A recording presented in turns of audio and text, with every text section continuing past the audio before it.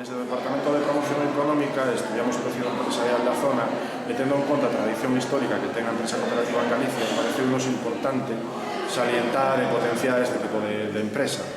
Xa empezamos con este proxecto de promoción o ano pasado a beiro dunha subvención da Consellería de Traballo e organizamos unha serie de charlas por distintas parroquias que non acabaron demasiado éxito entre os veciños. Entón tratamos para este ano de buscar unha fórmula distinta, máis innovadora, que chegara máis a xente.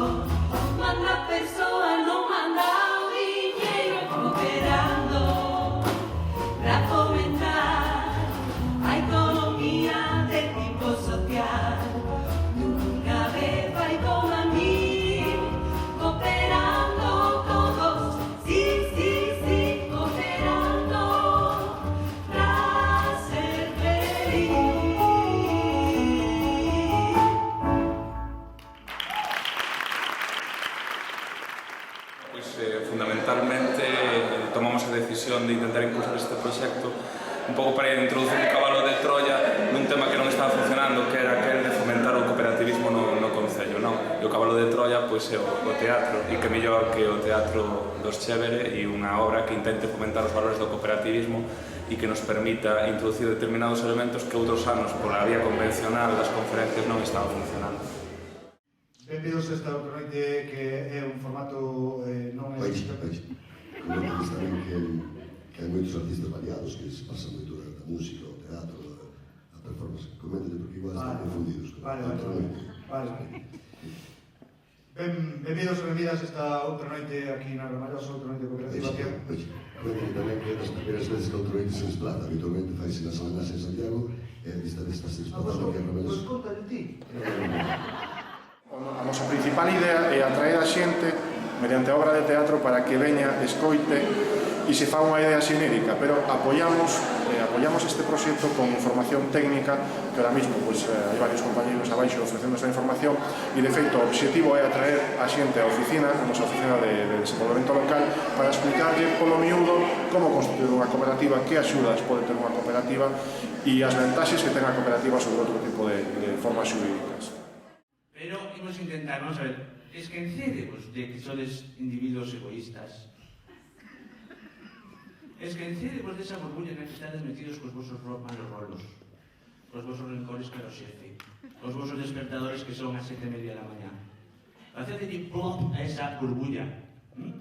E intentade participar, vamos a ver. 1, 2, 3, cooperativismo. Bueno, sí. Vamos a ver, Ramallosa. Por favor.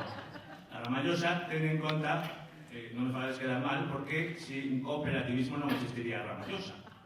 Seríades apenas unhas ramas soltas e ciscadas.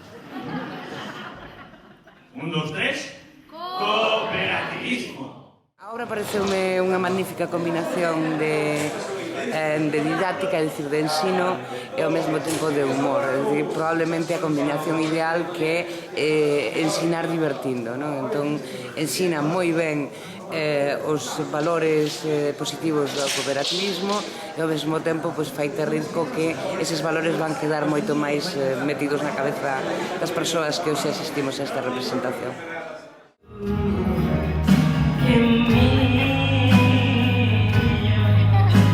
Que millo máis bom, prova, que máis ten, botarse de perdido, que máis ten. Pareceume tremendamente aburrido, sen sentido, unha actuación totalmente desfasada. Bueno, a miña máis sincera felicitación a todos os artistas, pareceume moi instructivo e moi genial.